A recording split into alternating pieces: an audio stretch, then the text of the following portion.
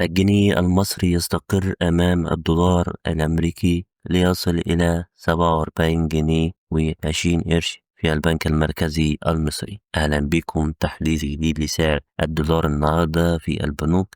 الدولار ثابت ولا في حركة جديدة؟ خليك معانا ونعرف سعر الدولار أول بأول في أول تعاملات اليوم. سعر الدولار النهاردة بدأ التعاملات على استقرار قدام الجنيه، حيث سجل في البنك المركزي المصري 47 جنيه و20 قرش للشراء، 47 جنيه و33 قرش للبيع. وفي أغلب البنوك الكبيرة الدولار ماشي على نفس المستوى، حيث سجل في البنك الأهلي وبنك مصر وبنك القاهرة 47 جنيه و30 قرش للشراء، 47 جنيه و40 قرش للبيع. أما في بنك CIB فسجل الدولار 47 جنيه و25 قرش للشراء، 47 جنيه و35 قرش للبيع. لو مهتم بمتابعة سعر الدولار أول بأول اعمل لايك واشترك في القناة عشان يوصلك كل جديد من فيديوهات. ألقاكم في أمان الله، سلام.